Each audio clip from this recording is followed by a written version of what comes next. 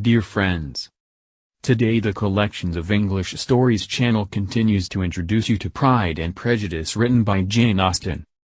Please continue to support Collections of English Stories channel by clicking the subscribe button. Invite you to listen. Thank you so much. Please like, share and subscribe.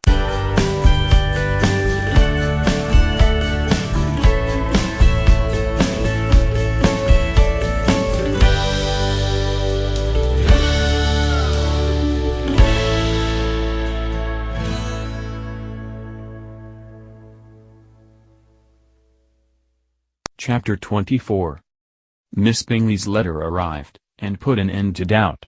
The very first sentence conveyed the assurance of their being all settled in London for the winter, and concluded with her brother's regret at not having had time to pay his respects to his friends in Hertfordshire before he left the country. Hope was over, entirely over, and when Jane could attend to the rest of the letter, she found little, except the professed affection of the writer, that could give her any comfort. Miss Darcy's praise occupied the chief of it.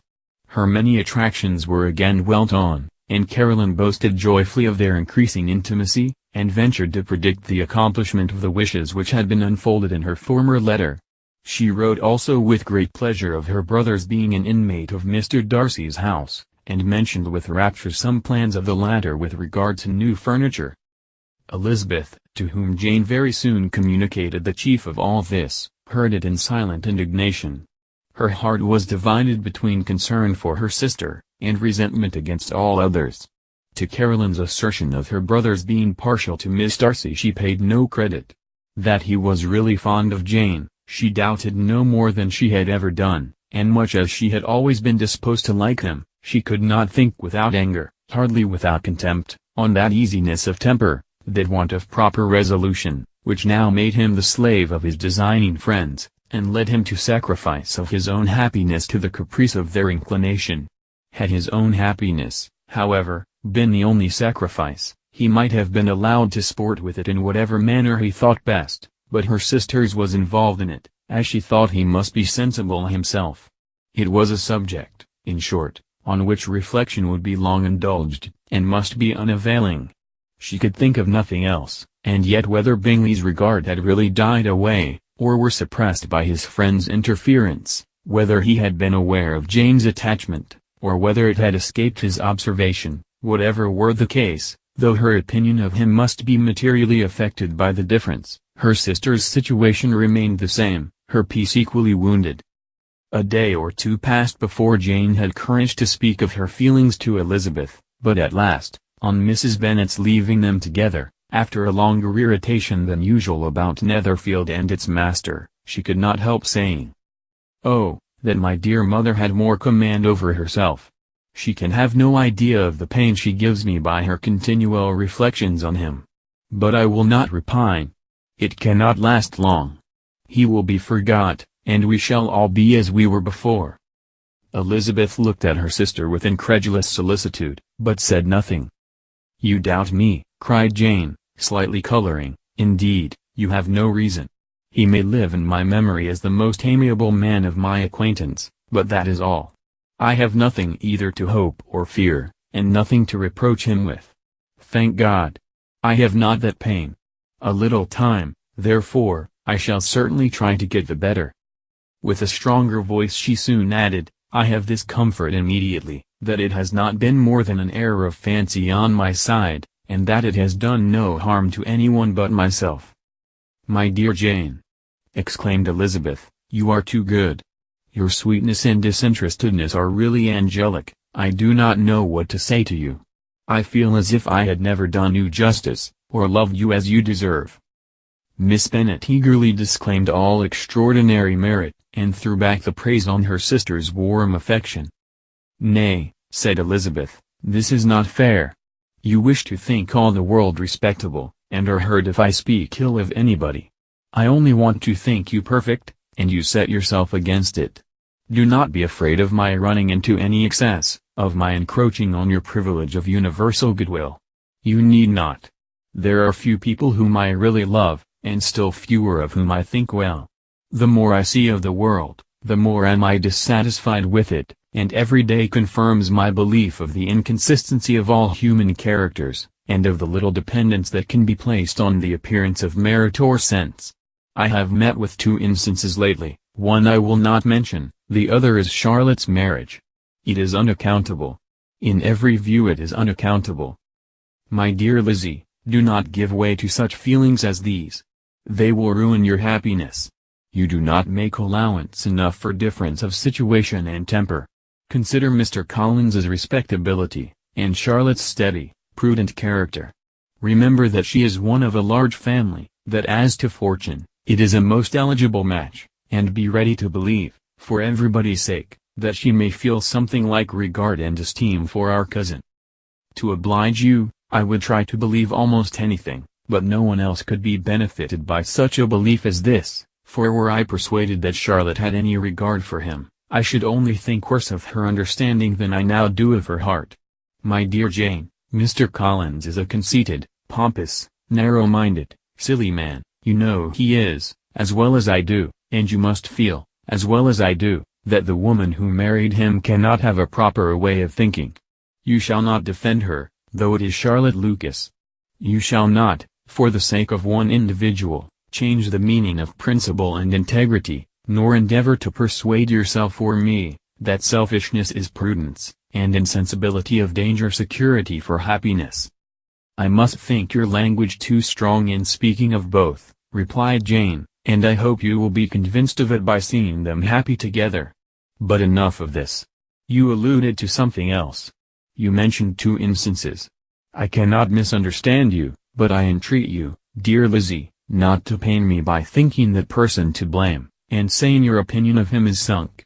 We must not be so ready to fancy ourselves intentionally injured.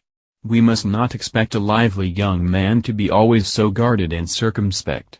It is very often nothing but our own vanity that deceives us. Women fancy admiration means more than it does.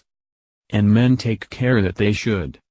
If it is designedly done, they cannot be justified, but I have no idea of there being so much design in the world as some persons imagine.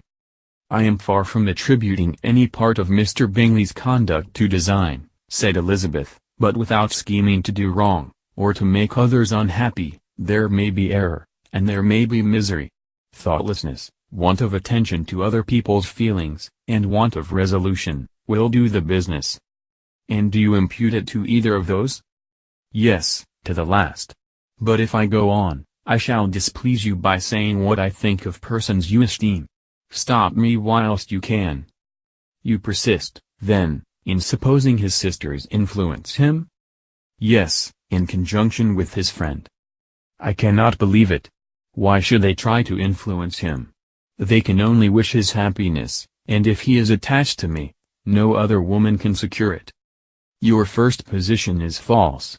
They may wish many things besides his happiness. They may wish his increase of wealth in consequence. They may wish him to marry a girl who has all the importance of money, great connections, and pride.